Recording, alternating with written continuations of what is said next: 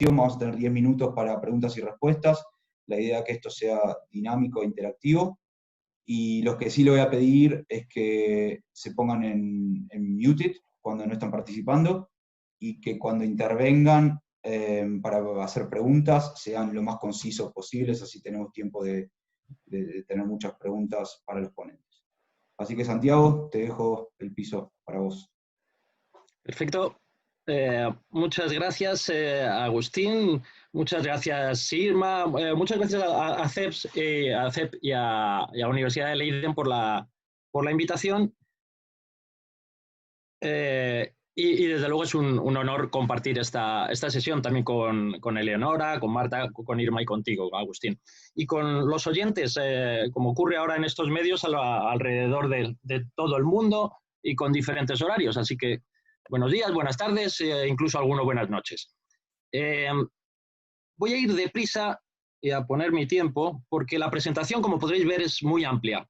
He preferido hacerla así para que tengáis la documentación necesaria. Sin embargo, en estos 15 minutos iré únicamente a los rasgos principales. Una breve presentación respecto al organismo al que pertenezco. Es el Centro Interamericano de Administraciones Tributarias, prácticamente el decano en estos términos, en el de agregar a las administraciones tributarias.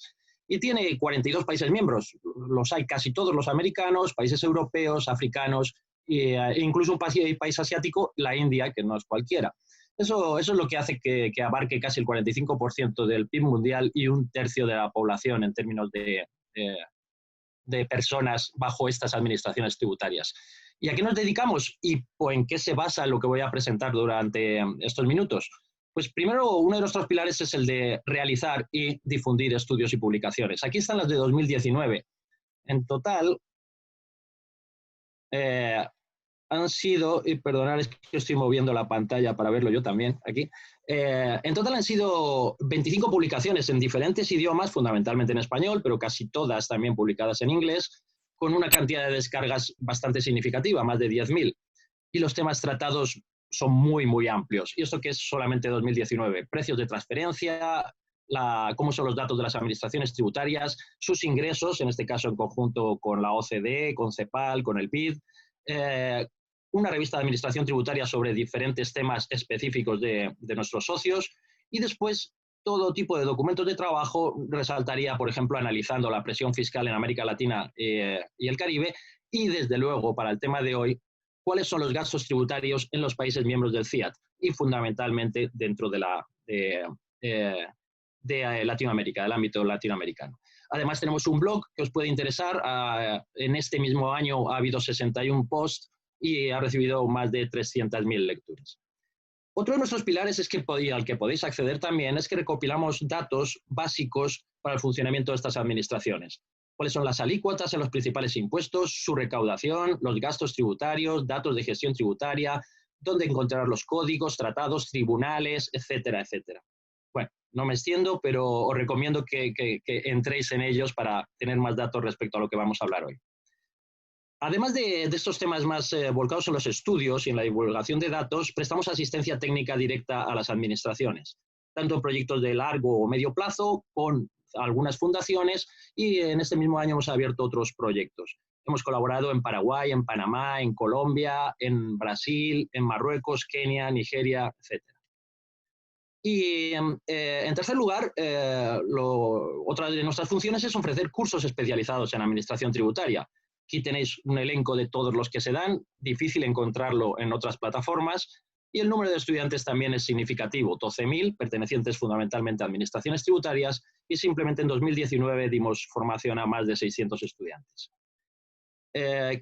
Lo último de lo que quería destacar de lo que hacemos es mantener redes internacionales de diferentes temas. Una red de fiscalidad internacional, de estudios tributarios, de valoración de riesgos, y después programas de cooperación con diferentes entidades que nos permite ampliar el número de intervenciones, de asesorías y de asistencias técnicas en los países miembros.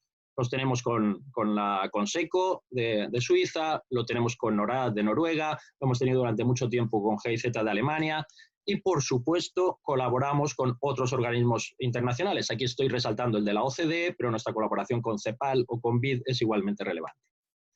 Bueno, toda esta breve introducción empezamos ya a centrarnos en el tema de cuál ha sido el impacto de la crisis del COVID, qué hemos hecho y qué podemos presentar respecto a ello. Bueno, desde el principio intentamos actuar de forma coordinada, además, con otras instituciones para no duplicar esfuerzos, orientando a las administraciones tributarias respecto a lo que estaban haciendo ellos, otros, y cómo se podía después continuar. Hay 3 publicaciones básicas respecto a las medidas adoptadas para ayudar a los contribuyentes, respecto a cómo seguir continuar con el funcionamiento activo y eficiente de las administraciones, el business continuity, y cómo empezar a pensar en el periodo de recuperación. Además, hemos analizado, por lo menos en un principio, cómo se podría pagar en el futuro las consecuencias de esta pandemia, y en esas 3 publicaciones que tenéis abajo, que también han sido realizadas durante este periodo, qué papel puede tener las nuevas tecnologías para mejorar la eficiencia en las administraciones públicas, el tema de los tribunales tributarios y cuál es el punto de partida más actualizado posible respecto a los ingresos que tenían las administraciones tributarias y sus retos para el futuro, en ese Revenue Statistics, estadísticas tributarias para América Latina. Como todos, para no parar nuestra actividad, nos hemos ido adaptando a este medio. Hemos realizado hasta ahora, ya va creciendo el número respecto a esta presentación, más de 20 webinars con miles de asistentes, reproducciones en YouTube, etcétera, sobre diferentes temas. Y vamos ya al problema. Y para enmarcarlo, voy a partir de este papel de trabajo, de algunos de sus puntos simplemente. ¿Cómo pagar las consecuencias de una pandemia? En cuanto nos lo planteamos, nos dimos cuenta, como aparece en el índice que tenéis arriba a la izquierda, de que hay que reconocer que, desde luego, esta vez es diferente y, al mismo tiempo, por eso no tenemos ni idea. Una situación de descenso de la actividad al mismo tiempo en todo el mundo por un bloqueo iniciado por los mismos estados como medida preventiva no se había producido nunca. Y claro, las perspectivas respecto a caída de la actividad y, por supuesto, después caída de los ingresos y aumento de los gastos públicos es todavía difícilmente previsible, pero seguro que grande. Ante esta incertidumbre, lo que nos planteamos es con qué nos podemos comparar en el pasado. ¿Hay algo que nos pueda dar unas pistas? Y para eso lo que hicimos es intentar buscar algo de sabiduría en cómo se reaccionó respecto a las guerras o a las grandes crisis económicas. Al analizar los parecidos y diferencias con estos grandes eventos catastróficos del pasado, vimos que las coincidencias básicas son respecto a las guerras, respecto a cómo se inicia el proceso, cómo aumenta el papel de los gobiernos, los gastos públicos y los déficits, y en la alta incertidumbre respecto a sus consecuencias. Y además, el hecho de que no tenemos un comienzo de la crisis analizable desde el punto de vista económico. No está en el sistema económico el fallo que tenemos que reparar. Al mismo tiempo tenemos una gran diferencia importante, y es que no tenemos enemigo, el clásico enemigo. Y además, en este caso, el papel de la mayoría de los ciudadanos ha sido pasivo, es el mantener el distanciamiento. Esto puede afectar mucho a cómo será la respuesta para conseguir mayores ingresos en el futuro. Normalmente en las guerras se ha conseguido apelar a impuestos más redistributivos, tributación progresiva y no tanto a deuda pública, cuando la reacción de los individuos ha hecho aumentar la solidaridad por estar implicados muy directamente en este evento traumático. Es de esperar, porque las necesidades serán brutales, que pese a que no contamos con este condicionamiento inicial que sí se deriva de las guerras, lo consigamos a través del esfuerzo de todos los ciudadanos. ¿Y qué es lo que nos vamos a plantear? ¿Qué podemos plantearnos respecto al futuro? ¿Cómo vamos a pagar para esto todas estas consecuencias? Bueno, primero las condiciones iniciales en las que nos encontramos nos dicen ya cuáles son nuestras restricciones. Y no las voy a enumerar todas, pero está claro que veníamos de una crisis financiera global, seguida de una crisis de la deuda y de políticas de austeridad. Ya había una preocupación previa por la desigualdad, pero nos encontramos en un contexto todavía en desarrollo de guerras comerciales, de crisis de las materias primas y de nacionalismo económico.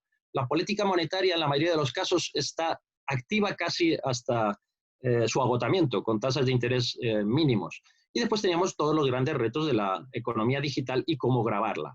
Y por si fuera poco, el reconocimiento de la existencia de una crisis climática que con otras pautas y tiempos, pero podría dejar incluso pequeña esta. En este contexto, las medidas alternativas de financiación las hemos clasificado en 4 grandes bloques. Medidas económicas clásicas, tendencias recientes potenciales, la imposición no ortodoxa, al menos todavía, y las medidas sin coste ligadas al whatever it takes o cueste lo que cueste, basadas más en la deuda o la expansión monetaria. Aquí lo que vamos a analizar más es lo que sería el ensanchamiento de las bases de las medidas económicas clásicas, aunque todas las demás seguramente juegan un papel. ¿Y en qué contexto nos encontramos para ver qué expansión podríamos tener a través de la limitación o análisis de la eficiencia de los incentivos fiscales? Bueno, la situación macro para América Latina, de nuevo, no era tan prometedora. Después de años de crecimientos elevados, en la última fase los crecimientos estaban incluso por debajo del 1% de media. Había una tendencia creciente en el endeudamiento y esto nos estaba llevando a un incremento de los gastos de pago en intereses y correlativamente una disminución de los gastos de capital, de inversión. Por lo tanto, el esfuerzo es grande por el reto actual y también por la situación previa. ¿Y cuál es la situación previa respecto a los ingresos? Bueno, utilizando datos de la presión fiscal equivalente, que lo que hacemos aquí es incorporar a la tradicional también los ingresos derivados de materias primas y las contribuciones a seguridad social privada, a planes de pensiones o de sanidad privados que serían equivalentes, nos encontramos con que llegaría a la media de América Latina a un 25.2, 2 puntos más de la presión tradicional. Desde luego, con grandes diferencias entre regiones. Aquí lo podríamos ver por arriba el Caribe, con niveles casi próximos a la OCDE, y por abajo la zona de Centroamérica. Por países también las diferencias son tremendas y por lo tanto hablar de consecuencias o de un enfoque común para todos los países es difícil. Nos estamos acercando a la OCDE, aunque de forma ralentizada en los últimos años y seguimos en 2/3 aproximadamente de esa presión fiscal. Y además es una presión fiscal con ciertas características, su estructura tributaria, en la que pesa mucho más la imposición indirecta que la directa, condiciona su efecto redistributivo, unido con la dimensión de los gastos que puede financiar. Y llegamos ya a estos gastos tributarios. ¿Cuál es el panorama de América Latina?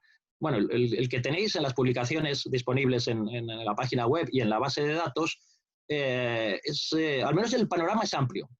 Tenemos datos de 26 de ellos, de los 40 países miembros de CIAT, que hacen públicos sus estudios, incorporando también países de fuera de América Latina.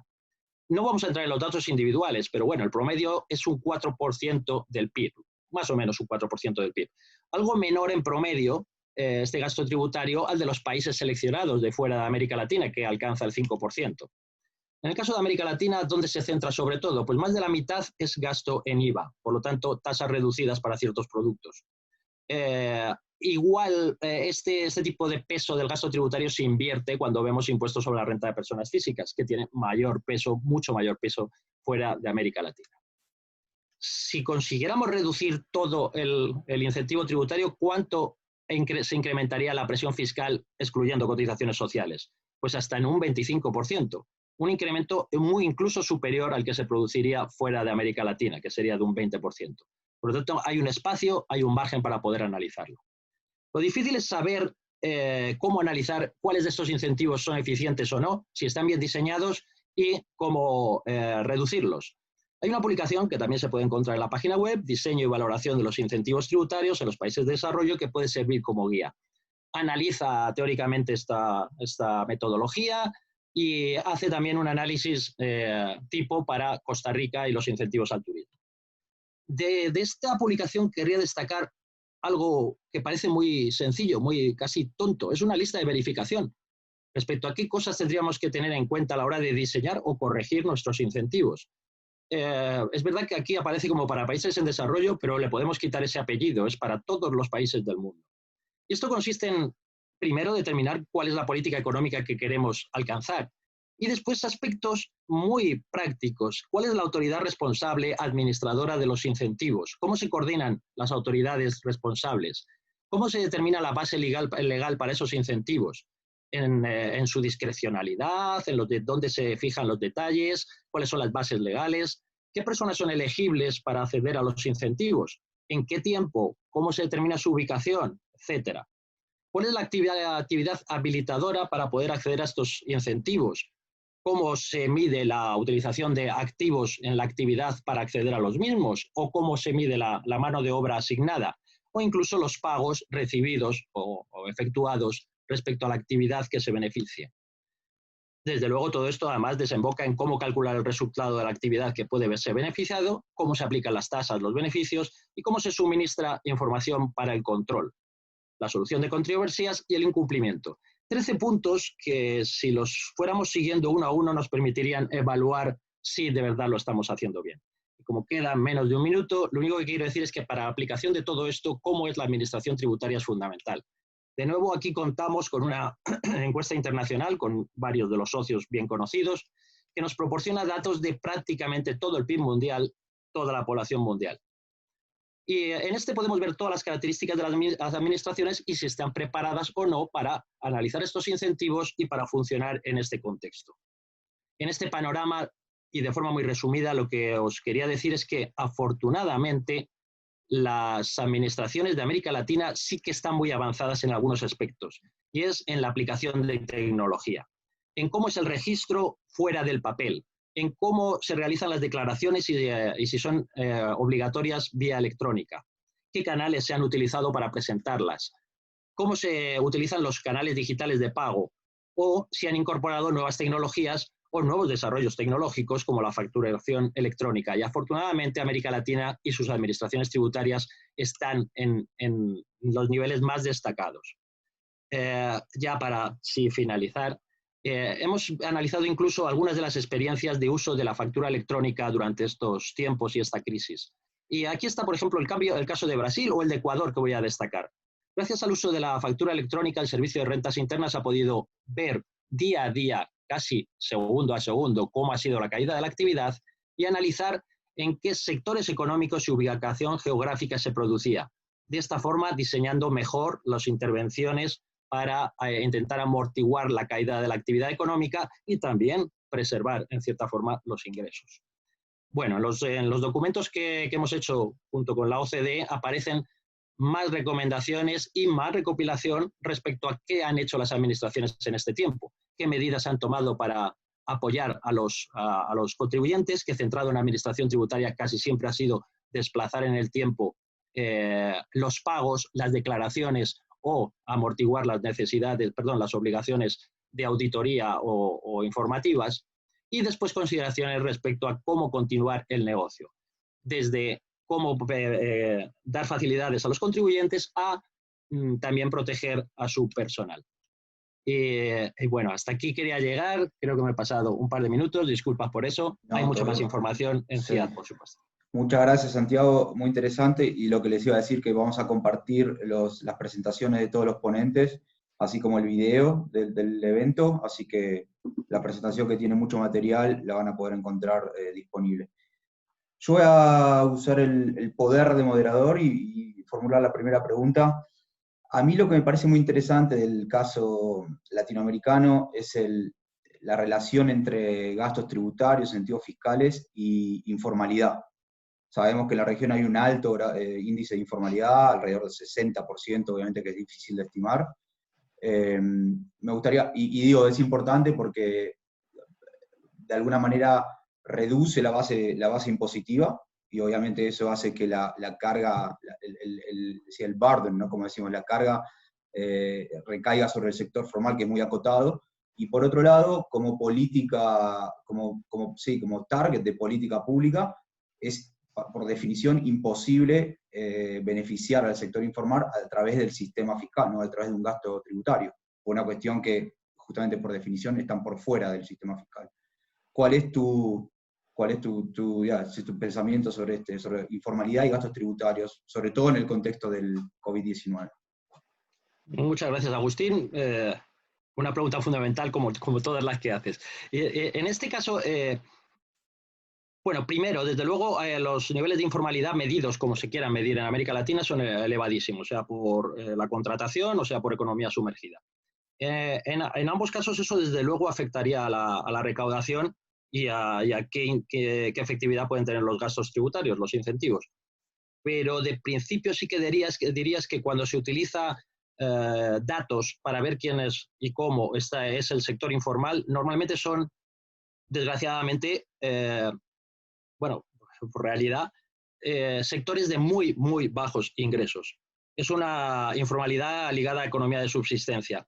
En ese caso, creo que a corto plazo el limitar o reducir esa informalidad y no, por lo tanto, lo que sería fraude, que es otro tema, no creo que vaya a reportar en el corto plazo muchos ingresos. Sin embargo, sí que es fundamental para el funcionamiento de la sociedad y para el futuro de esas personas, el reducir esa informalidad. Y en ese sentido, las administraciones tributarias y los sistemas fiscales sí pueden ayudar. Y lo intentan a través bueno, mecanismos que no son los óptimos, pero son los regímenes simplificados para pequeños contribuyentes. En esto, las experiencias que hay en Brasil, y con la incorporación de muchos contribuyentes que prácticamente no contribuyen nada, son relevantes. Las del monotributo también en Argentina, las de México con el nuevo cambio que ha realizado en su legislación para pequeños contribuyentes, y eso lo hemos estado analizando también recientemente para países en otros contextos como Marruecos. Lo que hay que tener en claro es que estos regímenes reducirán la informalidad, se empezará a conocer algo de estas personas, se les podrá prestar ayuda más allá del incentivo fiscal clásico, que desde luego en este contexto no puede ser a través del impuesto sobre la renta, y nos permitirá tener un mejor futuro. A corto plazo, tener recaudación por estos sistemas o centrarlo en ese aspecto, creo que lleva a una gran desilusión, y que plantearlo así, pues al final no es efectivo. Hay que plantearlo como conseguir integrar parte de la sociedad en el futuro de esa misma sociedad. Perfecto, sí, sí, totalmente. Gracias, Santiago. Hay una pregunta de M. López Filio. Si puede tomar el piso y Gracias, hacer la pregunta. Sí.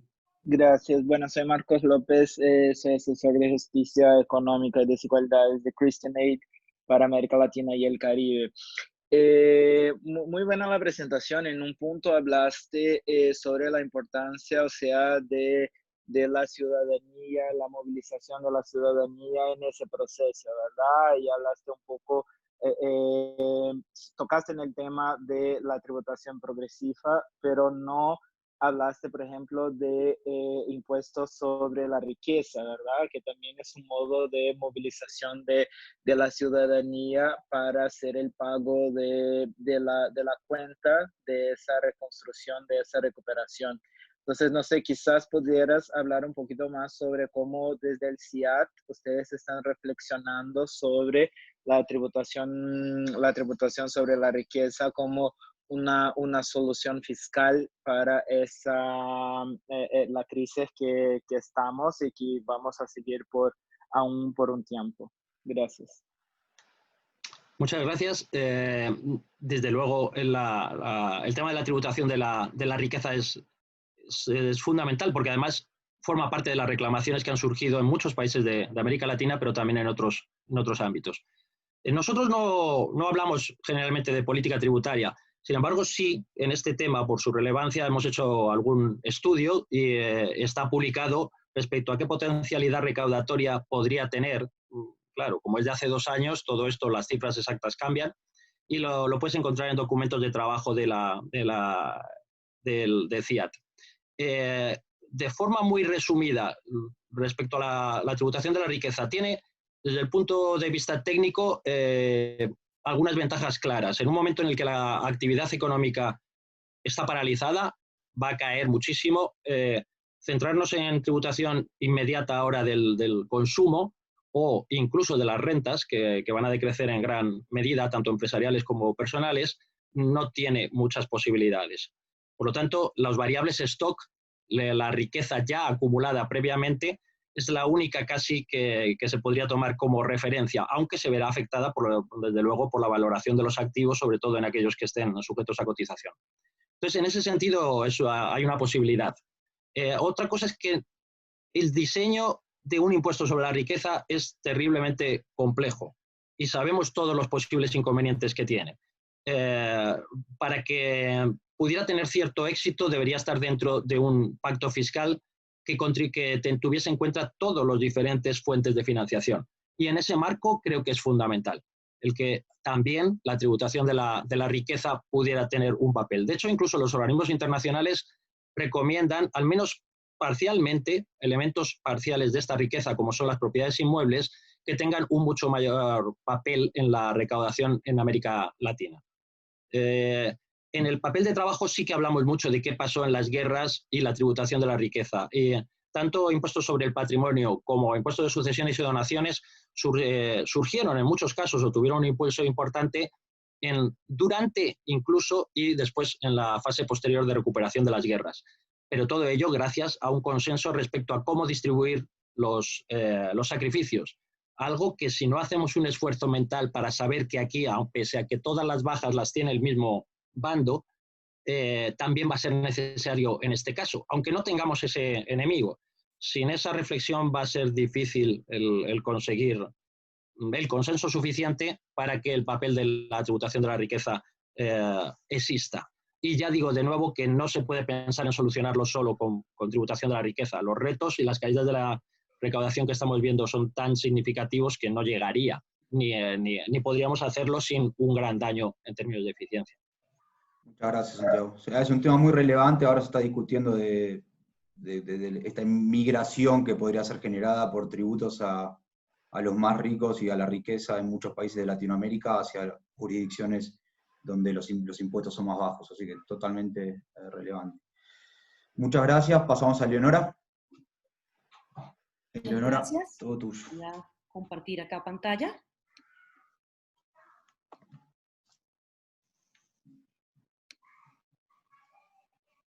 ¿La están viendo? Sí.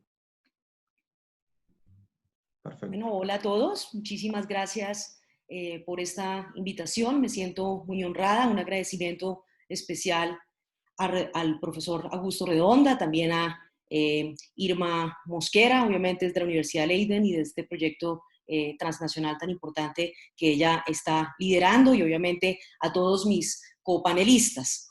Me voy a referir brevemente a las medidas hacendísticas y tributarias y el COVID-19, concretamente para los países de la Alianza Pacífico. Y la idea concreta de esta presentación es mostrarles algunas recomendaciones que han surgido desde la OCDE, así como desde la hacienda pública tradicional, y cómo los países de la Alianza Pacífico han incorporado dentro de sus normativas estas sugerencias.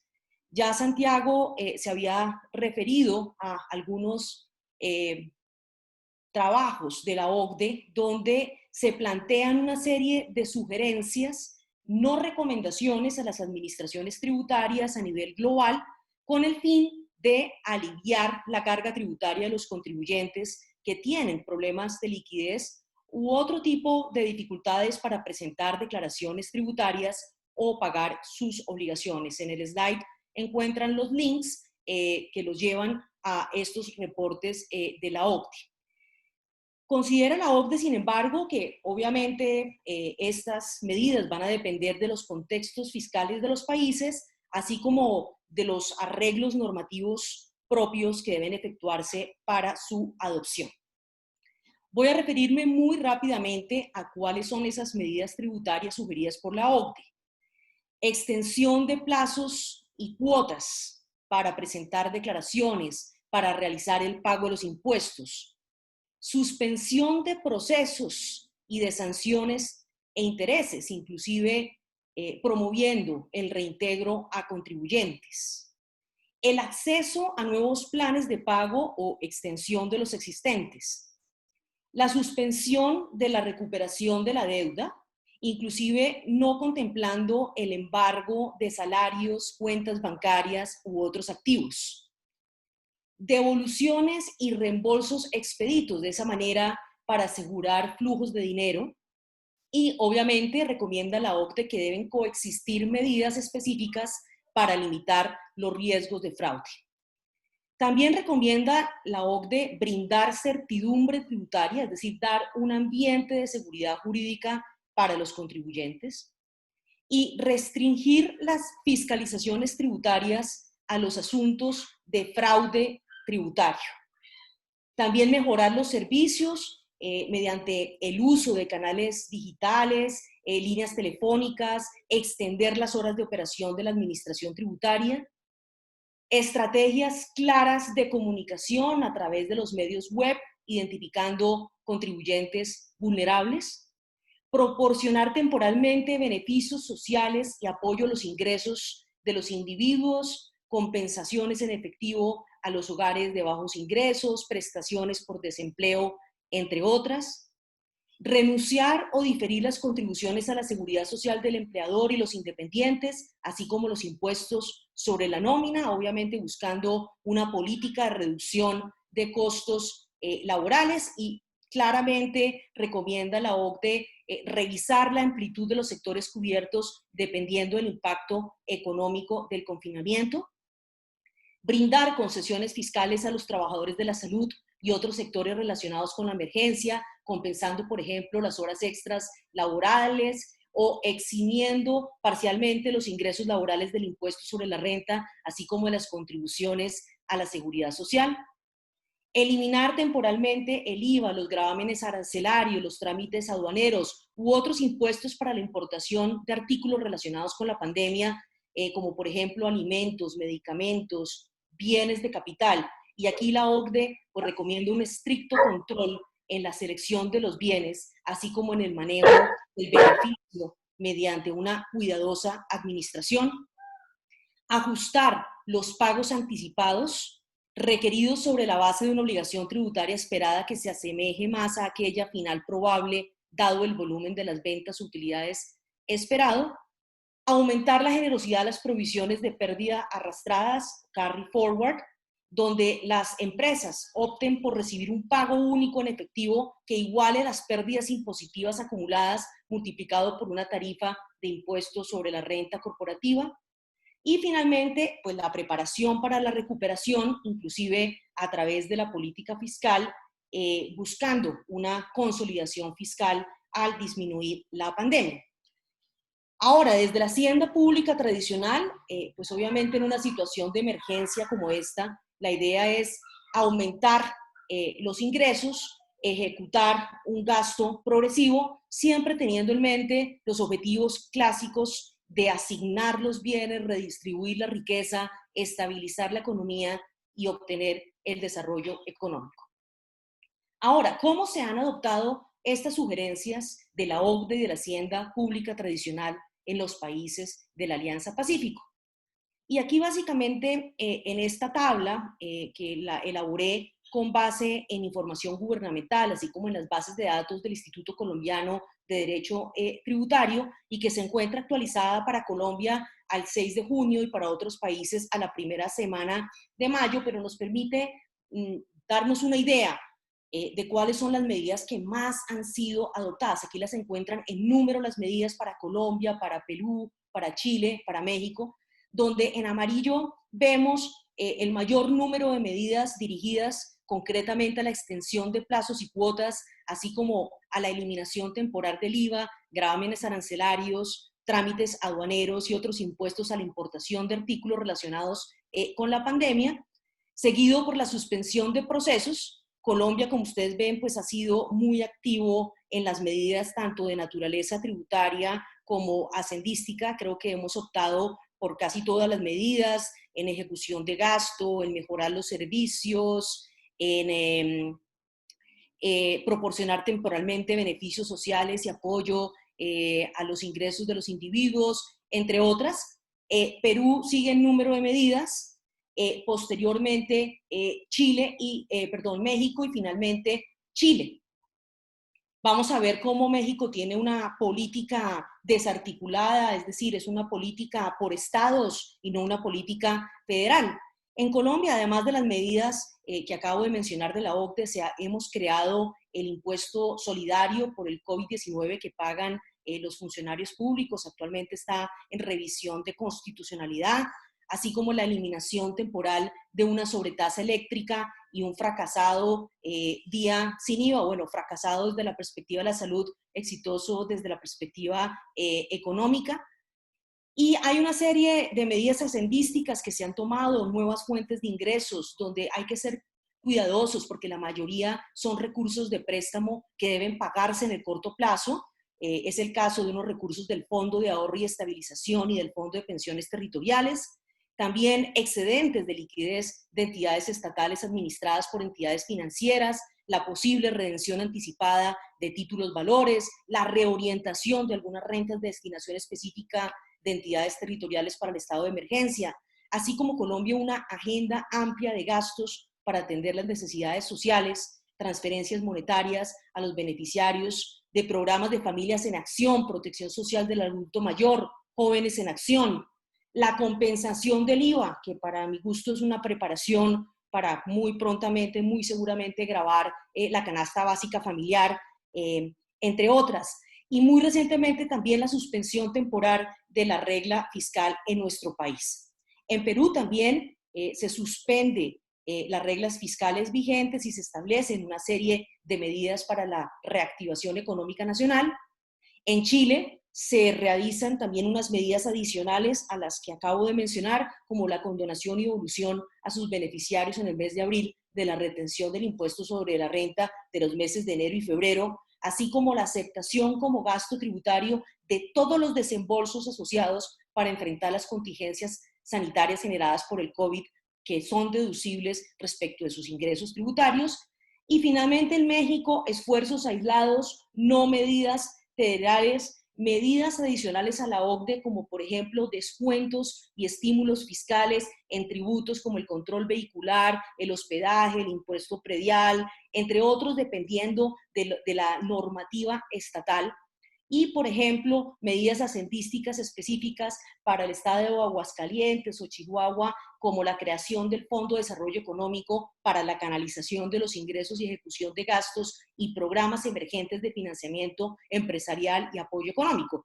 En Chihuahua, muchos apoyos al sector turístico con ayudas en el impuesto sobre el hospedaje y subsidios a los trabajadores más vulnerables con 7 salarios mínimos diarios adicionales al mes.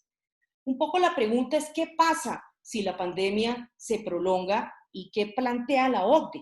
Que cada vez más las políticas fiscales se vuelven costosas y menos eficaces y que quizás hay que migrar hacia estímulos tradicionales que busquen reparar la confianza y estimular la actividad económica. Para el caso colombiano, hemos reflexionado, como siempre, en revisar los incentivos fiscales. ¿Cómo lograr unos incentivos fiscales bien diseñados? Que pareciera ser esta una oportunidad para repensar.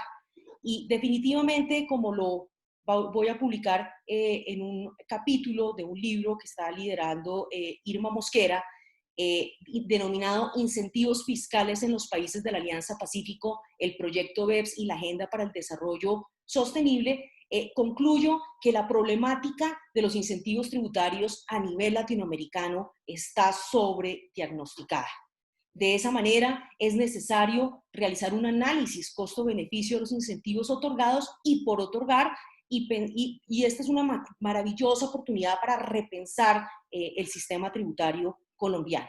Se requiere, por lo tanto, el esfuerzo no solamente en Colombia, sino en los países latinoamericanos, de los gobiernos nacionales y subnacionales para el perfeccionamiento de estructuras tributarias planas con incentivos excepcionales pro inversión, no simplemente gasto tributario, sino reales incentivos fiscales y con evaluaciones periódicas. Para de esa manera dar cumplimiento a los estándares internacionales, al proyecto BEPS, a la Agenda de Desarrollo Sostenible y lograr esquemas tributarios más equitativos, progresivos y eficientes. Este es mi último slide. Básicamente quería contarles que en Colombia estamos en esa discusión.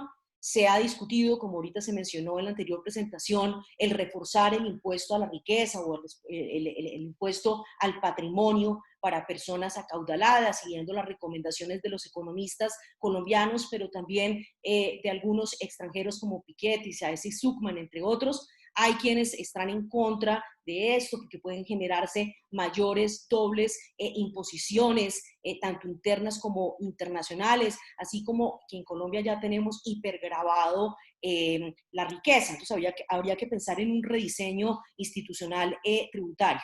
También se ha discutido aumentar el impuesto al carbono o los impuestos a la gasolina y a la CPM, obviamente esto con unos impactos pues, en la industria extractiva, así como en el sector de transporte, en el sector de logística, pero digamos es otra discusión que se ha dado. Diego Quiñones y Lucy Cruz hace poco en una conferencia en el Instituto Colombiano de Derecho Tributario plantearon revisar los beneficios en el impuesto sobre la renta a personas naturales, concretamente la exención del 25% para pagos laborales. También revisar el régimen tributario de las pensiones en Colombia que están desgravadas en su aporte, rendimiento y retiro, así como el tratamiento tributario de los gastos de representación y primas especiales de algunos funcionarios del sector público. La discusión en torno al IVA, gravar o no la canasta básica familiar o reducir las tarifas, digamos que ahí también hay otra disyuntiva. Y muy recientemente, el mes pasado, De Justicia, que es un think tank, centro de pensamiento muy grande en Colombia, demandó todo el instituto tributario por regresivo. Hay varios cuestionamientos desde la Academia Colombiana respecto a la demanda, pero lo que sí es cierto es que es un buen inicio también para continuar con una discusión en Colombia sobre la equidad y sobre la progresividad de nuestro sistema tributario. Y finalmente, las dos últimas reformas tributarias en Colombia, tenemos una casi anual, cada 1.7 años tenemos una reforma tributaria en Colombia, ha planteado la creación de una comisión de expertos internacionales que la semana pasada se constituyó para revisar todos los beneficios e incentivos otorgados y por otorgar, y se acaba de presentar el marco fiscal de mediano plazo con unas cifras un poco inquietantes respecto al alto gasto público y que por lo tanto se anuncia que tan pronto termine la pandemia vamos a tener una nueva reforma tributaria con los inputs de esta comisión de expertos internacionales. Muchísimas gracias por su atención y por esta maravillosa invitación. Muchas gracias, Eleonora. Timing perfecto. Gracias por eso. Tenemos una pregunta, o alguien que quiera hacer una pregunta. Cristian Anguita. Adelante. Hola, buenas tardes. Buenos días, Eleonora. Muchas gracias por tu Hola. Bueno, muy interesante el tema. Creo que el tema de la Alianza del Pacífico, ver a los 4 países como un grupo me parece muy interesante. Estuve trabajando hace poco con el Consulado de Chile acá en Holanda sobre el tema y creo que hay mucho por hacer. Bueno, mi pregunta estaba destinada a el tema de las fiscalizaciones, ya que la OCDE creo que... Disculpa. No, ahí está. Ya.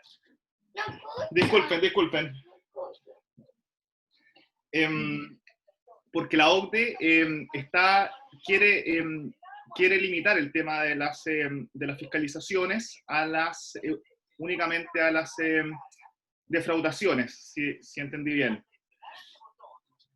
¿Qué te parece que puede ser el efecto en los países de la Alianza del Pacífico, especialmente para Chile, Perú y Colombia, con respecto a la fiscalización de la elusión tributaria?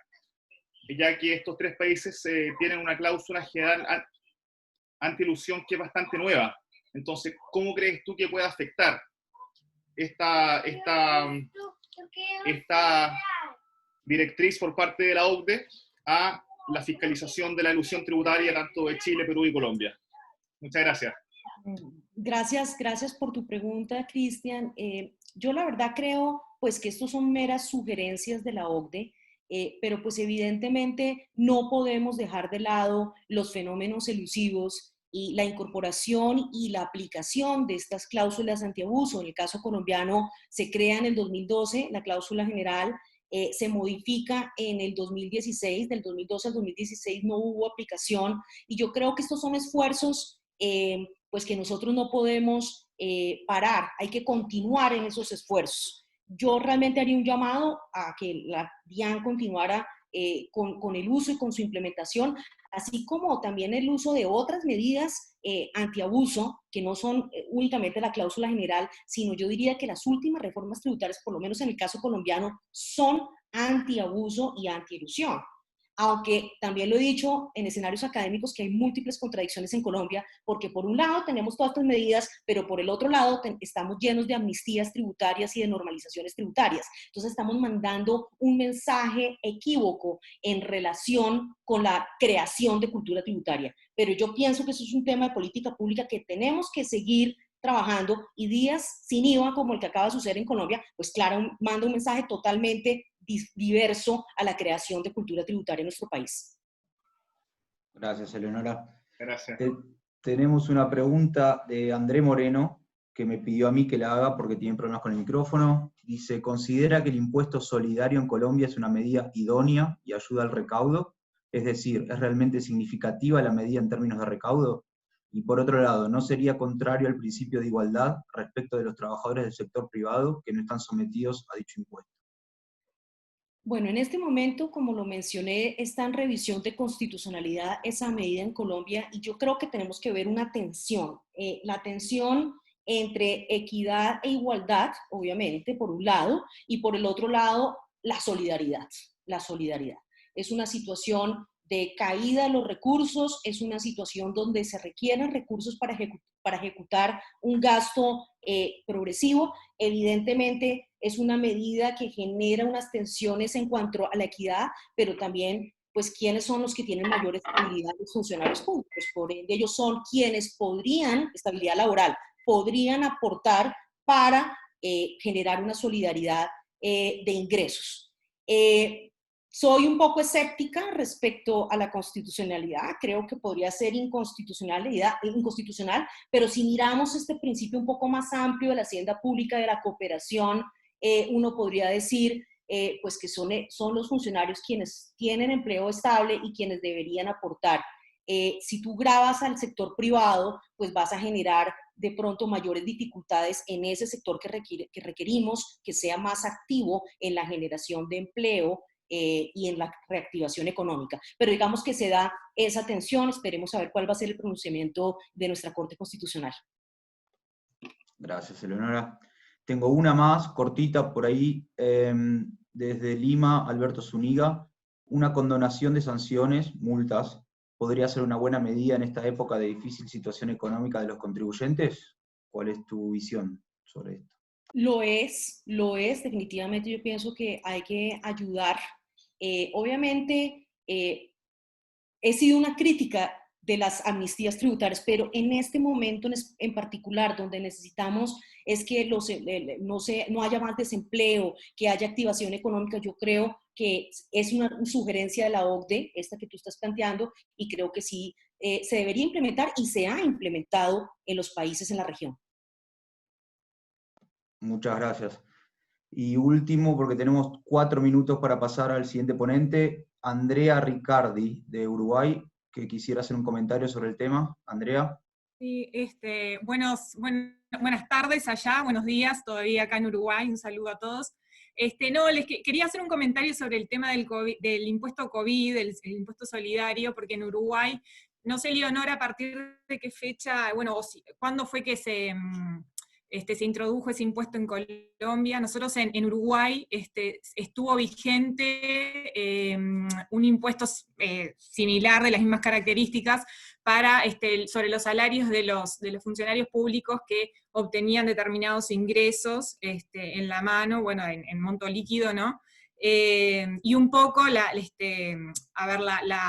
fundamentación, la justificación que se hizo en su momento fue justamente la estabilidad del funcionario público, que durante la pandemia sus ingresos no sufrían ninguna merma, a diferencia de lo que podía hacer el sector privado. De hecho, por ejemplo, en Uruguay lo que pasó es que, muchas firmas, si bien, algunos tuvieron que mandar sus empleados al seguro de desempleo, pero otros lograron mantener quizás la plantilla, pero sí reduciendo algún porcentaje salarial, o sea, mutuo acuerdo, ¿no? Entonces, un poco la fundamentación fue esa que tú mencionabas, el tema de la solidaridad y ese aspecto de la estabilidad del funcionario público, que como lo paga el mismo Estado, o sea, sigue recibiendo su sueldo, ¿no?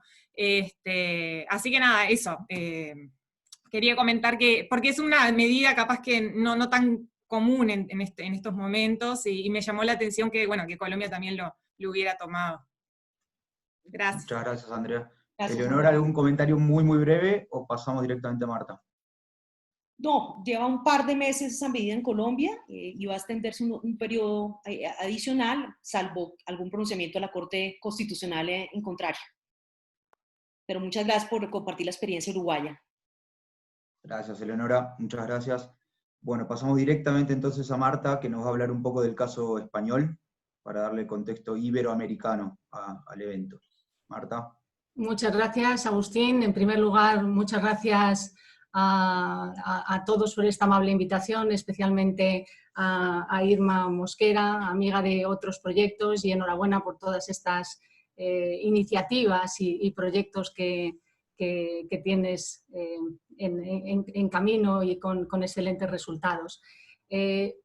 Voy a compartir la presentación, no sé si se ve bien. ¿Se ve? Sí, ¿Sí? Perfecto, Marta, adelante. Sí, sí. Estupendo. Bueno, pues después de esta panorámica tan estupenda que nos han preparado quienes me han precedido en el uso de la palabra, Santiago y Eleonora, a propósito de los retos que tenemos con esta crisis del COVID, tanto en los países de Latinoamérica como en los países europeos, mi presentación se va a centrar en los incentivos fiscales del COVID-19 desde la perspectiva de España, pero enmarcada en la Unión Europea.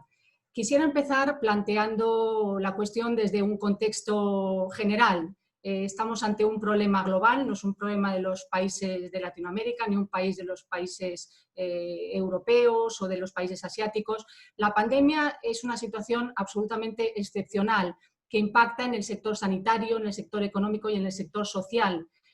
Hay quienes plantean si realmente esto supone un cambio de escenario total, si vamos a tener una nueva realidad, un escenario sin posible predicción.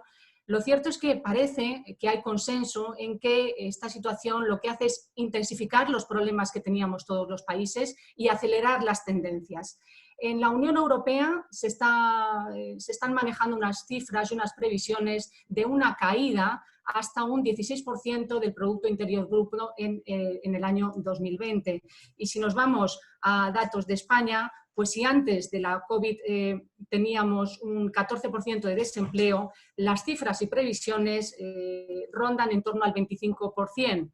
25% que quizás desacelere al 20% para el próximo año. En cualquier caso, está claro que esta situación de problema global requiere acciones solidarias, se habla de soluciones multilaterales, los países no pueden actuar de forma aislada y esas reacciones tienen que ser también eficaces y eficientes también en términos financieros y en términos económicos. Las administraciones tributarias han reaccionado conforme a estas directrices, sugerencias, recomendaciones que nos ha contado antes Eleonora, pues con tanta precisión, que están recogidas en este documento de la OCDE de 20 de abril del 2020. En este documento nos damos cuenta que las primeras reacciones de todos los gobiernos cuando realmente el problema alcanza estas cifras tan importantes, son comunes. Las primeras medidas de apoyo se dirigen a favorecer la liquidez, el consumo, las inversiones, a reducir las cargas fiscales de los contribuyentes, promoviendo precisamente la asistencia telemática a los contribuyentes y concediéndoles aplazamientos, en la mayor parte de los casos, sin devengo de intereses durante un cierto periodo de tiempo. Tampoco se exigen sanciones, recargos, intereses. Las administraciones tributarias están reaccionando, en definitiva, apoyando a los contribuyentes y haciéndose, si se me permite la palabra, solidarios con su situación y sus problemas. Cierto es que los gobiernos tienen un papel importante encima de la mesa de búsqueda de nuevos recursos. Antes se hablaba de los impuestos a la solidaridad, a la riqueza. En Europa hablamos de volver a pensar en las figuras del carbon tax y en extender los impuestos digitales. La reacción financiera de la Unión Europea ha sido rápida. La Comisión Europea puso encima de la mesa el 27 de mayo de 2020 una propuesta anunciando que la respuesta económica debía ser una respuesta económica global para el marco de los países de la Unión Europea. Y esa respuesta global se explicita básicamente en la posibilidad por parte de los Estados miembros de acceder a transferencias y a préstamos con programas muy diversos, ¿no? Programa SURE y otras medidas que favorecen esta liquidez que necesitan los Estados miembros de modo inmediato. En esta estrategia de la Unión Europea hay que diferenciar la fase inmediata de recuperación de la fase de reconstrucción, que trata de favorecer unos planteamientos de políticas públicas de medio y largo plazo. Se habla de plan de recuperación y de reconstrucción, los detalles pueden encontrarse en la comunicación de la Comisión. He preparado aquí los enlaces para que directamente puedan pinchar en ellos y obtener todo el detalle de la información, en lo que se ha denominado, como ahora vivimos en el mundo de las etiquetas, la Next Generation EU, la nueva generación de Unión Europea. Esta idea de nueva generación se centra en el Pacto Verde, que fue presentado con motivo de la COP25 en Madrid por parte de la Unión Europea como una especie de impulso para ir hacia mayor ambición en los compromisos del Pacto del Acuerdo de París, Kioto y demás. Y no solamente está centrada esta idea de la nueva generación de la Unión Europea en el Pacto Verde, sino también en la transformación digital.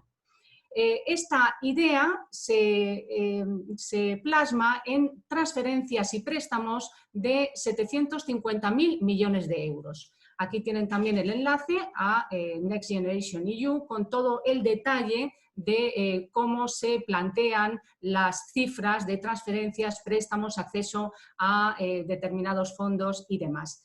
Esta idea de la nueva generación de la Unión Europea se está poniendo encima de la mesa en paralelo con la negociación del marco financiero plurianual de los presupuestos de la Unión Europea para 2021-2027, donde lo esencial es buscar nuevos recursos propios que permitan a la Unión Europea realizar todas estas ayudas financieras a los Estados.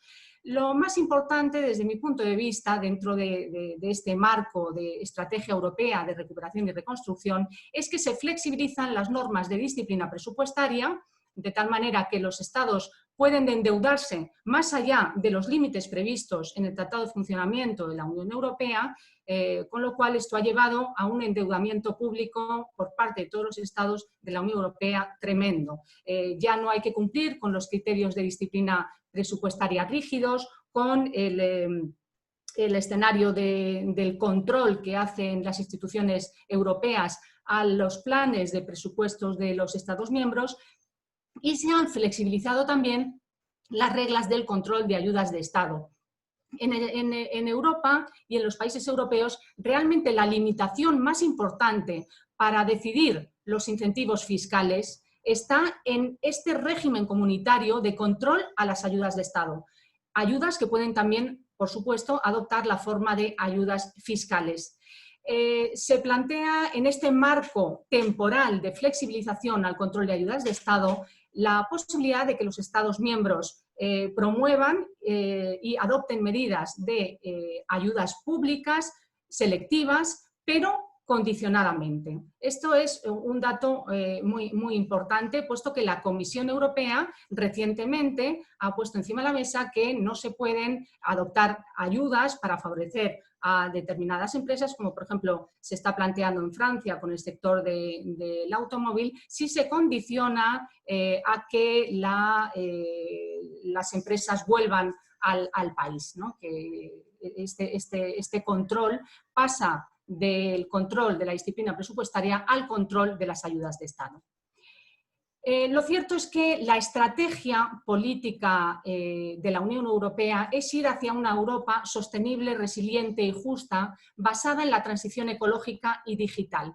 ¿Qué significa esto? Que desde la Unión Europea estos fondos van a ir destinados a aquellos sectores y a aquellas actividades que sean realmente clave para generar empleo y generar actividad desde esta dimensión de la transición ecológica y digital. Con lo cual se plantea un reto tremendo de elección para las distintas políticas públicas en la Unión Europea.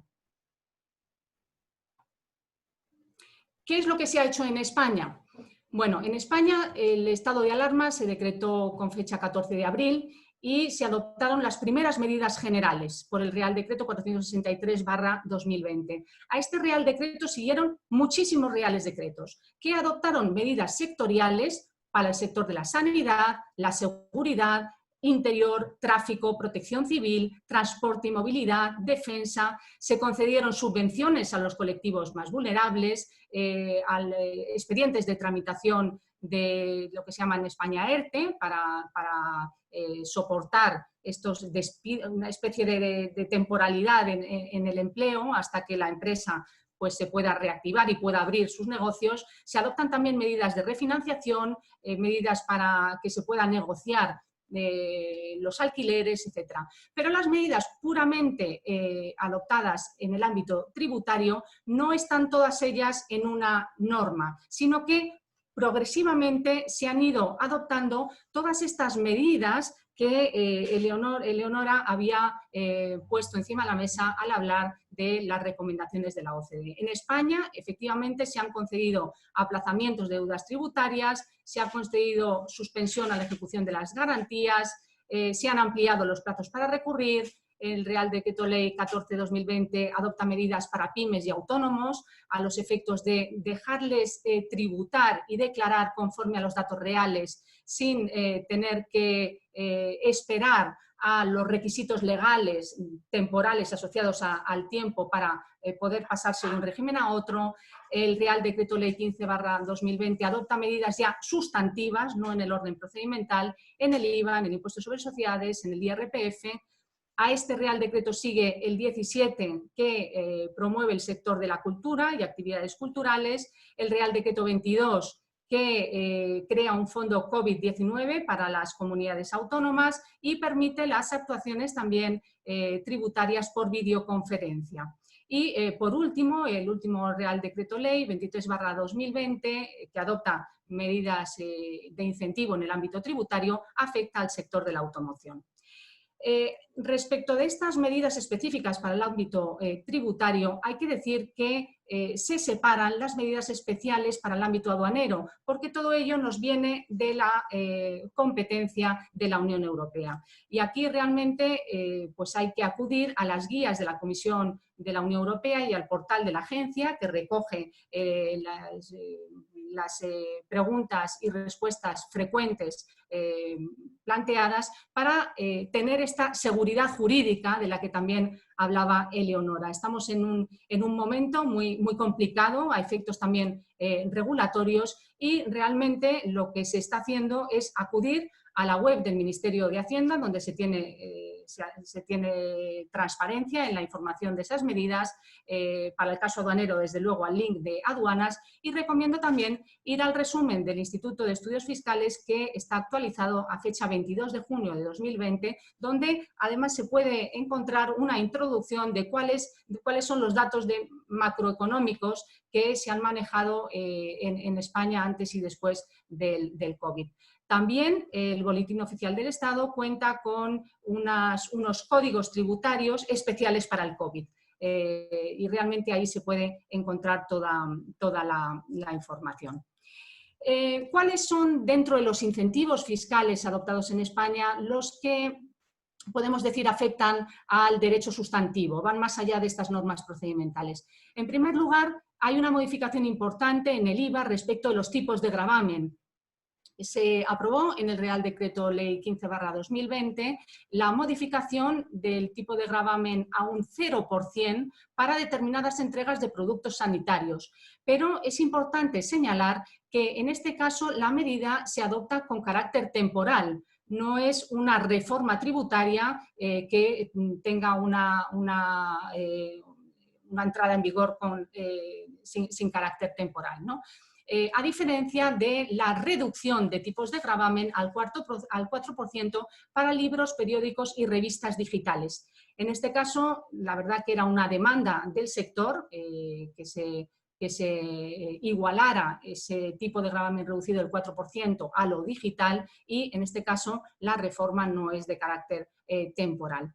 El último Real Decreto afecta al impuesto sobre sociedades y va asociado al plan del impulso a la automoción, que está también recogido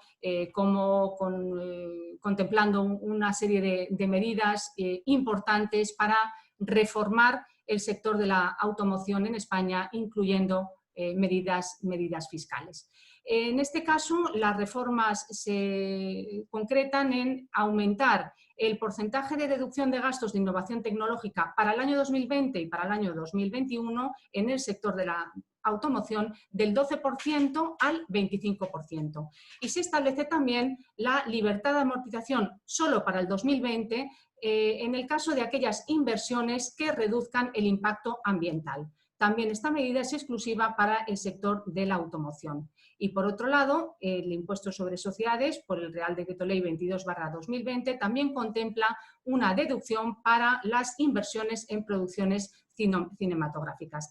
También hay rebajas en los tributos locales y especialmente dignas de mención son las bonificaciones que se establecen en el impuesto de actividades económicas y en el impuesto sobre bienes inmuebles. Respecto a lo más reciente, simplemente mencionar la importancia de los incentivos fiscales estratégicos dirigidos. España ha optado, en primer lugar, por dirigirse al sector de la automoción dentro de una estrategia comunitaria que promueve la electrificación de la economía. Quiero llamar la atención a la circunstancia de que en España el sector de la automoción representa el 10% de nuestro Producto Interior Bruto, que junto al turismo constituye la riqueza de nuestro país. Por tanto, los incentivos van dirigidos expresamente a este sector. En el sector de la automoción se anuncia una fiscalidad para impulsar la competitividad de este sector. Aquí encontrarán el enlace para acudir al documento donde se detalla el plan de España a la automoción, y la financiación prevista es de 3.750 millones de euros. Junto a esta idea se incluye la propuesta de introducir una reforma integral en la fiscalidad de los vehículos en coordinación con las administraciones territoriales. En este caso también afectarían esos cambios a los impuestos de circulación y matriculación. Otro dato importante es la tramitación del proyecto de ley de cambio climático en España. Es una ley muy esperada, muy ambiciosa, que aquí encontrarán el enlace al texto del proyecto de ley de cambio climático, que insiste en la necesidad de la coherencia de los incentivos hacia la descarbonización. A mí me parece que esta idea es tremendamente importante porque los incentivos fiscales no pueden quedar aislados del resto de las políticas públicas. Y además, en este análisis de idoneidad del incentivo, de diseño del incentivo, han de tenerse en cuenta también si existen otras ayudas públicas a nivel estatal, regional o local. Este informe de IRENA reciente, de junio del 2020, nos anuncia una... Marta, ¿podés ir redondeando?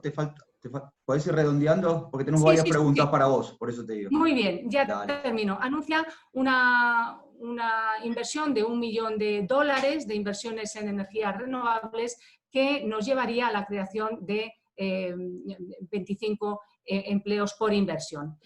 Todo esto en el marco de las ayudas de Estado de la Unión Europea, que no lo debemos olvidar, porque se permiten, eso sí, ayudas fiscales selectivas de hasta 800.000 euros a una empresa para necesidades urgentes de liquidez, pero hay que tener en cuenta que estas ayudas estarán controladas por la Comisión. Hasta el momento, las ayudas que ha presentado España a la Comisión Europea han sido aprobadas y consideradas adecuadas, proporcionadas y necesarias. Mi reflexión final, y termino ya. Los incentivos fiscales están jugando un papel importante junto a otras ayudas en la crisis del 2020, para diferenciar la crisis financiera 2007-2008, pero debemos aprender de los fallos de la efectividad de los incentivos con las crisis anteriores y, como ha mencionado antes Santiago, los fallos de otras épocas de crisis o guerras, ¿no?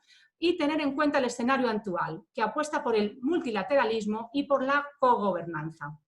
Los sistemas fiscales deben revisarse sin duda para eliminar aquellos incentivos que sean innecesarios y que sean ineficaces, para asegurar la coherencia con los objetivos de desarrollo sostenible y las estrategias de la Unión Europea de descarbonización, electromovilidad, economía colaborativa, eficiencia energética y transición ecológica. Y termino advirtiendo que, desde mi punto de vista, esta transición verde, digitalizada, resiliente, sostenible y justa, también para incentivos fiscales, debe tener muy presente los principios jurídicos: justicia tributaria, quien contamina paga, seguridad jurídica y proporcionalidad, para no desvirtuar la coherencia y la racionalidad de los sistemas tributarios. Siento haberme extendido unos minutos. Muchas gracias por su atención y quedo a su disposición para... Muchas gracias, Marta, muchas gracias. Sí, tenemos varias preguntas para vos, por eso te decía. Adelante. Juliana, creo que era la primera. Vale, Marta, muchas gracias por tu presentación, muy completa, todos los datos me parecen excepcionales. Tengo solo una pregunta respecto a un punto que tú tocaste, sobre todo con la cogobernanza y con la unión que tiene en este momento España, o la idea que tiene España de seguir lo que la Unión Europea le propone y lo que la OCDE ha dicho. Tú, viendo la reacción del país, ¿qué tan alineado ves a España dentro de esas dos fases que propone la Unión Europea? Es decir, la recuperación inmediata o la reconstrucción. ¿Tú creerías que seguimos en la primera, ya va yendo a la segunda? ¿Y cómo está España en este momento visualizando las posibilidades de financiación que le ofrece la Unión Europea? Pues España, muchísimas gracias por su pregunta, en fin, no puede ser más oportuna. Realmente España se está esforzando muchísimo por alinearse con las estrategias de la Unión Europea. La propuesta de ley de cambio climático está en anteproyecto desde hace mucho tiempo, se ha abierto a todos los sectores que han tenido la oportunidad de opinar sobre ella, y España está absolutamente convencida de la idea de tener que ir a una transición verde, digitalizada y a la electrificación también, alineada con la electrificación de la economía. El problema es pues que estas ideas son casi ideas a adoptar a medio y largo plazo. Con carácter inmediato, España tiene que hacer frente a estos enormes niveles de desempleo y de sufrimiento por parte de las empresas y los sectores, y se está trabajando de forma intensa en preparar una estrategia que realmente pueda captar de los fondos comunitarios aquellos que sean necesarios para hacer que la recuperación sea posible. Gracias. Hay una pregunta de Marina Serrat, por favor. Marina. Hola Marta, buenas. Muy buenas, encantada de verte por estos foros, qué bien. Saludos desde Maastricht. Bueno, yo tenía una pregunta más a nivel presupuestario. Si sabes si se ha tomado alguna medida más concreta, sobre todo para los municipios, porque los entes locales son los que tienen un régimen presupuestario como más estricto y a la vez son los que van a sufrir más a la hora de recaudar impuestos. Y simplemente es esto, si sabías alguna medida más concreta o dónde se podrían consultar, si hay algún link así de normativa. Pues lo que sé realmente es por lo que se publica y por lo que podemos encontrar en las páginas web. Lo que sé es que hay una reclamación por parte de las entidades locales al acceso a un fondo como el que se ha aprobado para las comunidades autónomas, pero de momento está en esa fase, desde luego por la información que yo tengo hasta el momento. No puedo darte más datos porque no los conozco, lo siento. Ya está. Gracias, muchas gracias. Ok, y Frederick, había una pregunta más, cortita la pregunta y la respuesta, por favor, así movemos a Irma. Gracias. Sí, muchas gracias, Marta. Estuvo muy interesante aprender sobre las medidas que ha adoptado España. Al inicio de tu presentación, tú hiciste la pregunta si es una situación muy nueva, es una crisis que tiene una forma muy nueva.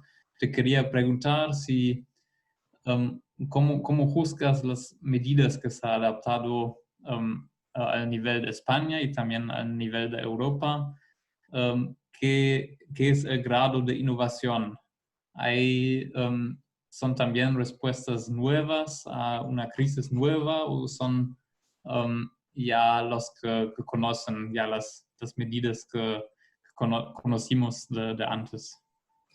Pues yo creo que en España las medidas que se han adoptado son las que se han podido adoptar, porque realmente nuestro grado de liquidez en las finanzas públicas está muy por debajo de lo que han hecho en otros países europeos. Y esta es una de los grandes problemas que tenemos en Europa, que realmente haya una diferencia entre países del norte y países del sur, porque hay países más ricos, más pobres y países que pueden endeudarse más o endeudarse menos. Entonces, realmente España no ha podido innovar, se ha dedicado a seguir estas directrices que hemos señalado antes de la OCDE, puramente procedimentales, y la primera apuesta importante, desde mi punto de vista, ha sido por el sector de la automoción.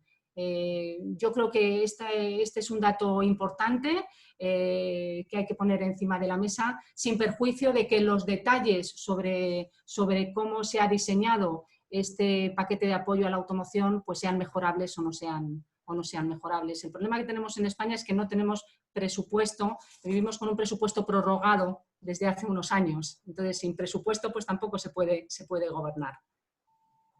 Ok, muchas gracias. Muchas gracias a ambos. Gracias, Marta, muy interesante. Agustín, gracias y disculpa si me he extendido un poquito no, más. Muchas gracias, no pasa nada. Irma, todo tuyo.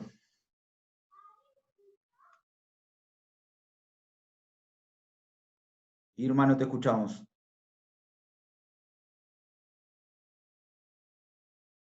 Irma.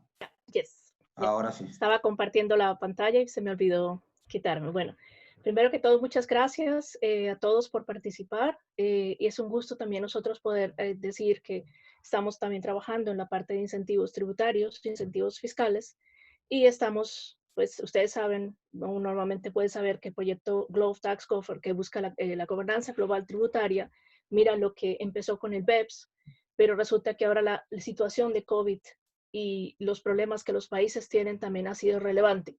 Por eso nos hemos extendido un poco también fuera de BEPS, mirando qué son los que los países están haciendo y hemos buscado un tema que sea relevante también, como por ejemplo, y que no se hable mucho, que es los incentivos fiscales.